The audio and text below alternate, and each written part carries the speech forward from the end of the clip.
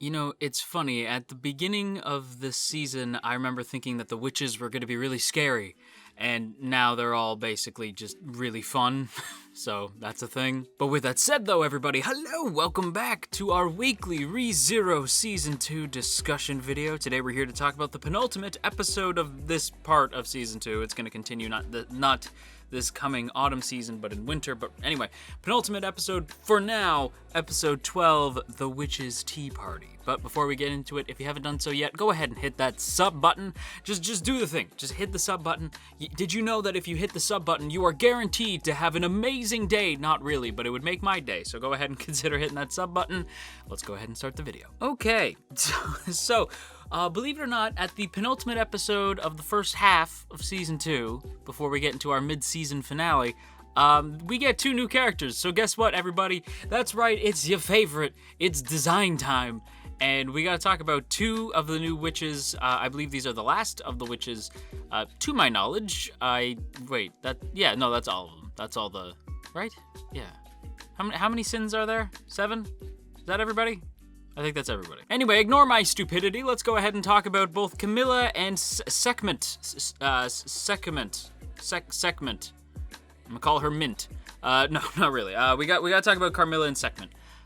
Carmilla, as you can see by the screenshot I am likely using on screen right now, is obviously, clearly, judging by this design, obviously the Witch of Lust.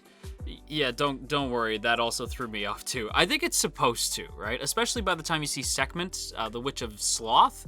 These designs should have been swapped. But here's the thing, right? Like, when I saw that, I had the thought of, like, these designs really should have been swapped. Like, Carmilla should have Sekhmet's design, Sekhmet should have Carmilla's design based off what they're the witch of, based off, like, what they're meant to represent. And yet, at the same time, I kind of love it, because it totally throws your expectations out of whack, especially Carmilla's design, which I absolutely friggin' adore. Now, I should say that even though I love this design, I also have a little bit of beef with it. And my little bit of beef with Carmilla's design, even though I love this design, and honestly, real talk, I love the character, which, again, might be a little bit weird if you know me, Ace Boy. But, there's no purple in the design. And if you've been watching these videos, you'll know that I was so excited because I thought I figured out a link between all the witches' designs, that they all had purple in their design somehow. And the only one that really broke that rule for a while was Echidna, because she obviously just has the black dress with the green with the green butterfly. But at the very least, she had like the purple. She has like purple associated with her because of the umbrella was white and purple, and like she had the purple aura. But they all have the purple aura, so it was mostly just like it was mostly very flimsy. But this kind of cemented it in stone, because I was like, well, no, there's purple in the umbrella that they sit under for the tea party. But with Carmilla, it's like, no, there's no purple in this design. There is no purple connecting them. There's a lot of purple, but it's not everybody. But that's okay. That's okay. I'm not hurt. I'm not hurt, Tape. It's okay. My feelings aren't crushed. You didn't crush my color connection. Nah, that's fine. Anyway, there is actually a lot to talk about in terms of the color chosen for Carmilla, though. Mainly because they basically represent the character perfectly. You got the light pink, which in the hair, and little like kind of splashes of light pink in the white dress as well. Mostly just meant to show off that the character is very feminine, but as a plus, but as a negative, she's also very shy. Pink as a color is typically shown to be shy, which is a little bit, that's a bit judgy, but it is the youngest of the colors. It typically tends to show up in character designs that are more shy and more feminine. So yeah, this character showing up with this color here makes a lot of sense. And when I say feminine, I'm not saying that all women are shy, you know what I mean? Just color psychology. And then there's the light green scarf, which I think is meant to show a sense of restoration to the character. When we see her for the first time, she's basically there to try to comfort Subaru, and I feel like the character has some connection to restoration, hence the large light green scarf, right? Meant to show a lot of pastel ideas in this character design, and I love pastel colors, so it's probably part of the reason why I love the design so much. But I think the light green scarf definitely meant to represent a sense of restoration for the character. And the white dress, you guys probably can see this coming from a mile away. In fact, some of you probably already mumbled it to yourself, but yes, represents innocence. White basically representing just purity, innocence, sort of like the absence of anything dark and negative, which is ironic given that she's, the Witch of Lust, but it is a thing. The one part of the design in terms of color in the character that I think is interesting is the red eyes. Now, if I had to guess, I'd say that the red eyes are meant to represent a sort of desire, like a sense of maybe even sexual desire, given that she's meant to be the Witch of Lust. But yeah, just a sense of desire in the eyes. Like, it shows you that even though she's sweet, maybe deep down in the soul, she has a little bit of an interest in reaching out and taking something, like she has that lust for whatever, who knows? Like, it could be a lust for power. It doesn't even really have to be lust as in the way that most people in society think of lust. But I did think the design was absolutely fantastic. You also get the shyness. Like, if you do the whole silhouette test, where if you just made the character a silhouette, you'd see how inward she is. Like, she's basically hiding in the scarf, which is perfect given her personality. I think you really get a lot of Carmilla's personality right through her design, and that's fantastic. She can also make you forget to breathe, which is interesting. I love Carmilla. She might be my second or third favorite of the witches, honestly, real talk. But we also have another witch that we have to be introduced to this week. Sekhmet. Sekhmet, again, is another character, is like I said with Carmilla, really surprised by the design. I would have assumed that these two characters would have been totally reversed, but as I said with Carmilla, I do think that it actually works for Sekhmet. You actually do get a slothful nature to the character. The way that she just is completely lounging on the dirt is hilarious. Much like how Carmilla's Carmilla's posture represents a lot of her shy personality. You get the same thing with Sekhmet. She's a very sort of lazy, layabout type character. So when she's introduced, and in fact throughout the entire episode, she doesn't stand up once. She spends the entire episode being very comfy, just sort of lounging around on the dirt the whole time. And I gotta say that, in terms of, again, not even just the design itself, but just the posture of the character's silhouette, you immediately get the hint that this character is slothful, they're lazy, they're a bit of a layabout. You get that immediately. You even hear it a little bit when Sekhmet begins to speak. It's a sort of lackadaisical type of tone to the voice, and I thought it was fantastic. Definitely a far cry from the other sinful sloth that we know on the show, Betelgeuse. I almost wonder what Betelgeuse would think of Sekhmet. Sekhmet, whatever. Definitely would have loved to have seen those two interact.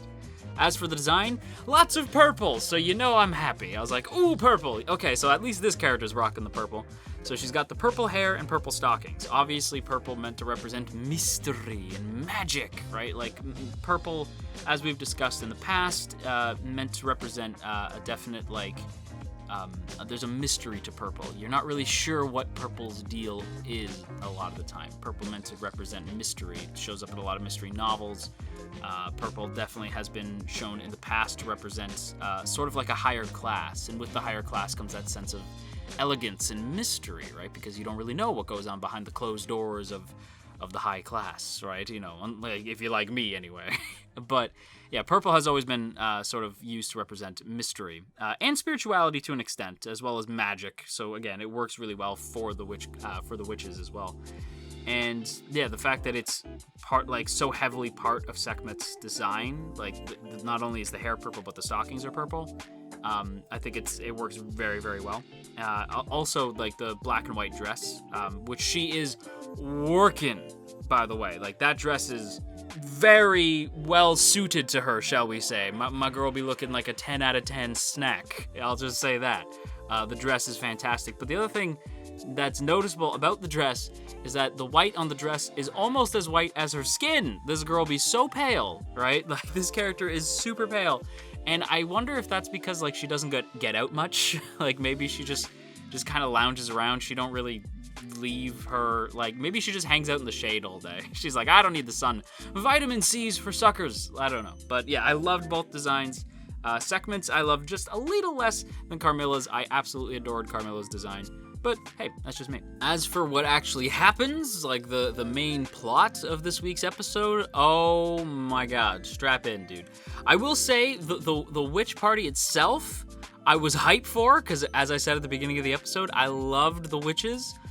But if I'm totally honest, I kind of wish we spent more time in the second trial. And that's saying something, because I friggin' love the witches. They're a group of daughteroos and waifus, you know what I mean? Like, you love seeing the witches on screen. And even though I was super hyped, I really wanted to see more of the second trial. And why is that? Why that is because the second trial basically forces Subaru to see what happened after his deaths. So we actually get to see like what became of the different timelines, essentially, after Subaru died. Now, I had just assumed that whatever happened in that particular timeline, it would be like erased and then replaced, right? Like it wouldn't split off into its own separate timeline, but that is what is intended here. Like that is basically what we're seeing. At the very least, Echidna later says that they are recreated from Subaru's memories, so they're probably not one-to-one, but it's very heavily implied that these timelines exist and that they are real, and that like Subaru doesn't just erase time like when he goes back. It's not King not even King Crimson. It's not that he's erasing time.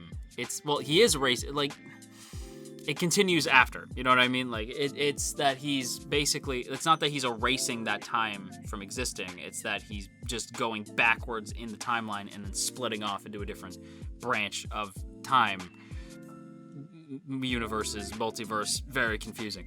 But I do think it's very interesting. And also, I loved the line, "Behold, an unthinkable present," because I was like, an inconvenient truth. No, but yeah, seriously, I was like, wow, I am going to use that in the description. In fact, if you check the description of the video, I'm sure that's what I called this. Behold, an unthinkable episode, an unthinkable present. And we actually get to see some of the deaths in more detail than others, right? We see one of them from the start of Season 2, where Amelia is completely distraught to find that Subaru has apparently stabbed himself in the neck with a broken sword, which we know that he did, but they don't know why. They just see Subaru has, like, committed suicide out of the blue random, and Amelia's completely distraught, right? Saying, like, "You liar, you said we'd be together, you promised, you liar, you liar." And as this is happening, my main man, Wilhelm, and and Felix run up, and I love Will. Like Will's one of my favorite characters in the whole show. And Will and Felix basically run up, and they try to save Subaru, but at this point, it's obviously too late. And they're both just mortified at this apparent exit, right? Like, the way that Subaru, like, Felix even says, like, "You coward." Right? And it's like, damn, this is so intense. Like, this is very brutal, and you see how devastated those three are. And then like Subaru wakes up, and he's like, this has got to be just another trial, right? My man even throws up because like my man saw his neck open like a Ziploc bag, so of course he's gonna throw up, right? But like his own neck too, like bleh. But he ends up passing out again, and you hear like that same voice, "Behold, an unthinkable present." And we flash back to the death where Betelgeuse tried to take over Subaru's body. And this is one of the ones where I always wanted to see what would have happened after, just because the moment was so intense. And you see Amelia walk up to Subaru's body and just ask, like, what happened? And Julius, who is my friggin' best boy, by the way. Have you noticed that a lot of my favorite characters aren't in the season, and yet I adore this season to pieces still? That's just Top A's power. But Julius, my main man, right, just says, like, "Amelia, please wipe Subaru's face for him." It's like, oh, this is sad. Like, I don't like this. And again, Felix is like, this shit's messed up. Like, I was gonna say the whole thing, but you know, we trying to limit the amount of swearing here on the channel. I'm not doing an excellent job, but I try. But yeah, just Julius just saying, like, please wipe his face for him. And he says something that breaks my heart, because I love Julius and I love him and Subaru, not as a ship. I know I ship everything, but to me, Julius and Subaru are definitely like a bro TP. But I just love the line, like, I wish I could have spoken to you more, Subaru. I wanted to call you my friend. It's like, oh, my heart. Oh, that hurt. Oh, my heart. Oh no. Like, it's, for me, bro TP for Subaru is between Otto, who is another best boy, top tier best boy Otto, and best boy Julius for who is the best bro TP. Although I guess, like, if there was such a thing as a rival TP, you know, like a one true rival, it'd be Julius for Subaru. But like, yeah, man, I love like the bromance in that scene, but it also broke my damn heart. And then we see the deaths start to sort of fly by very quick. We see the one where Subaru jumps off the cliff, and Beatrice says, like, I thought you could have been that person, and Ram just, like, looks at Subaru's body with pure disgust, like, how could, like, you were talking all that stuff, and, like, this is what it became of you, like, as if. And then we see another one where, Subaru friggin' freezes over, and Reinhardt has to show up and, like kill Puck, and it's crazy. Like, I would have loved to have seen that actually animated as a straight-up fight. We see Elsa looking hella bored, and as Subaru's just like, I hate this, right? Like, Subaru is just freaking out after having to see the outcome of all these deaths, like, as they would have played out in that timeline. Who should show up but Rem? Okay, it's not Rem, but, like, it's not actually Rem. It's Carmilla, but, like, at the same time, I was so emotional when I saw Rem. I didn't realize how much I missed Rem, right? Because again, like, it's funny seeing characters like Will and Julius. Like, I would love to have seen Krush, but after having not seen them for so long, like this whole season, you don't realize how much you miss characters until you see them again. And seeing Julius and Will, I was like, man, I really miss them. And then seeing Rem just screwed me up. Like, I was just like, oh, like, I miss my girl so much. And she sort of, like, embraces Subaru and says, like, you can rest, like, let me shoulder your burdens for you, all this, like, nonsense. But then you hear the line, man. You hear, it's easy to give up, but it doesn't suit you. And then Subaru's like, you're not Rem. Like, and kind of pushes her off. And I probably used the Rem Subaru picture for most of this discussion, mainly because, you know, I don't want to get flagged by YouTube's new bot because they're really cracking down on certain, like, 18 plus stuff. So I'm gonna try to avoid showing too much of the human bean juice, as it were. It's blood. I'm talking about blood. But yeah, I'm gonna use the shot of Subaru hugging Rem. Why? Because A, my man needs a hug after going through all those deaths over again. But also, what's very interesting to me is that Carmilla says that you only saw who you wanted to see. I didn't, like, take on a form. You only saw who you wanted to see. He didn't see Emilia. He saw Rem. That's interesting. I'm not going to say anything beyond that because I don't really ship Rem and Subaru like that. But I know a lot of people who do. So I know a lot of people who are incredibly happy right now, and I'm happy for them. Because when I saw that, I'm like, oh, Rem Subaru shippers are going to be so happy. But yeah, after he calls out Carmilla, you know, we get transported to the tea party. And the tea party is a lot. However, we are definitely going a little bit longer this week, so I'll try to keep it brief. The tea party basically starts with Donna just explaining, like, what the whole deal with the second trial was to a pretty unenthused Subaru. Like, he seems pretty much, not even like he's angry, just tired. Like, Subaru's like, this has been a very long season. Like, not that it's felt long, but for Subaru, I imagine it's felt like an eternity, right? Like, he's just like, I've been emotionally destroyed a lot this season, and I think I'm just broken. You know, Subaru's like, I've seen a lot of stuff. Seen a lot of stuff in season 2. But Donna basically attempts to explain the trial.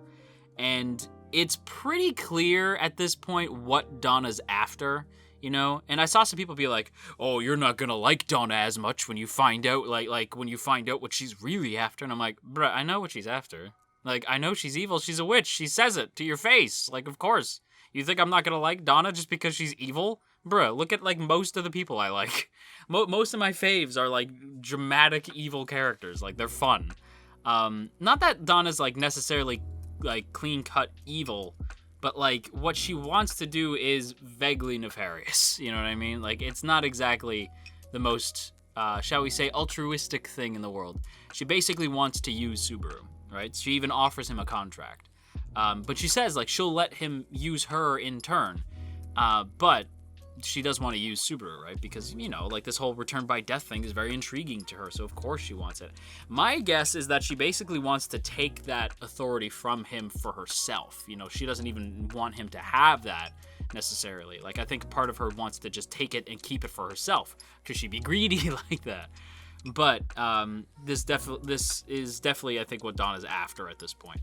But this leads to the whole witches' tea party where everybody shows up. We get the 2 new witches as well as like the other ones as well. Like, everybody shows up for this. And they all basically attempt to block Donna's request by saying that it would be bad, leading to an insane monologue. I'm talking like this monologue is easily like 3 to 4 minutes long. And listen, like, I don't know if you've noticed, but I cut up a lot of these videos. Like, there is actually, believe it or not, there's editing that happens in these videos. I know it doesn't look like it, but a lot of the audio gets chopped up, right? Not many people can go on a monologue for 3 to 4 minutes unless you're Maya Sakamoto. And honestly, I could listen to Maya Sakamoto all day, every day, especially when she's playing Donna, because, oh my god. Again, Donna's hella crazy, but sometimes that's what I'm into. And if I was Subaru, I would have really put more thought into taking the contract. I'm glad he didn't, because that is the correct choice. Biko's the correct choice, but it would have been a much harder decision for me than it might have been for Subaru, because I was like, damn, maybe. Listen, I just like her, okay? Like, I know she's crazy, but I just like her, okay? Like, Donna's my favorite of the witches, okay? I love them all. But Donna's forever going to be my favorite, probably because she's had the most screen time.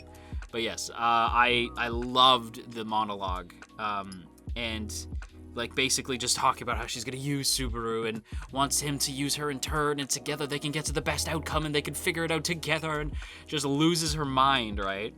And it definitely reminded me of Galadriel a bit. And I know y'all are probably sick of the Galadriel references, but she really do remind me of Galadriel, just like, in place of a dark lord, you shall have a queen, not dark, but beautiful and terrible as the dawn. Like, it just definitely reminds me of that. But yeah, this leads to Subaru basically telling her to shove it, because he asks about Biko, and she confirms their connection. You know, she confirms the connection between her and Biko, and Donna just states that she doesn't know who that person is, because that person is actually unknowingly up to Biko. And it's like she's just been kind of watching her figure this out for 400 years, and Subaru is disgusted when he asks, like, doesn't that bother you? And she's like, nah, I think it's wonderful. Subaru's like, wow. Wow, screw you. You know what? I don't want your hand. I'm going to reach out for Biko's hand instead. And just when you think, like, that's a sweet moment, and just when you think Donna's about to bitch slap him into the next universe, she shows up. Satella shows up. And that's where we end the episode, going into the finale, well, the mid-season finale next week. And next week's gonna be chaotic, I think. Satella gonna meet the other witches. I imagine they're gonna have some words for her. This is gonna be good. But with that said, everybody, that is gonna wrap up today's video here. I hope you guys enjoyed. If you did, then don't forget to boop that up snoot and share if you care. And of course, as always, I have to give a big thank you to the good folks in the Tea Squadron. Look at these beautiful people. Look at all of these beautiful names. And hey, if you'd like to join these beautiful people, there are now 2 ways to do so. The first is by hitting that first link in the description to check out our Patreon page. And the second option, for just a little bit more, is by hitting that join button next to the subscribe button. That gets you a nifty badge next to your name in the comments and premiere chats, as well as emotes that you can spam in said comments and in said premieres. And in fact, if you have them emotes, go ahead and just bombard us with some emotes. If you got them, use them. I'd appreciate it. So once again, a big thank you to the Tea Squadron. But with that said, everybody, I am going to go start doing my research for the autumn season. I'm going to be doing that on Twitch for the next... so by the time you guys see this, I won't be streaming. I stream Monday through Wednesday, or Sunday through Wednesday, if you want to come hang out. I'm going to be doing some research on the autumn season, the autumn season coming up. And we're also going to be playing some fighting games and some Mineral Town, as we always do. But yeah, going to be doing some research on stream. So if you want to do some homework with me for YouTube videos, then yeah, come join us over on Twitch, twitch.tv/JoJo Talks Much. It's in the description. But with that said, until next time, you stay classy, AnyTube, and wash your dang hands.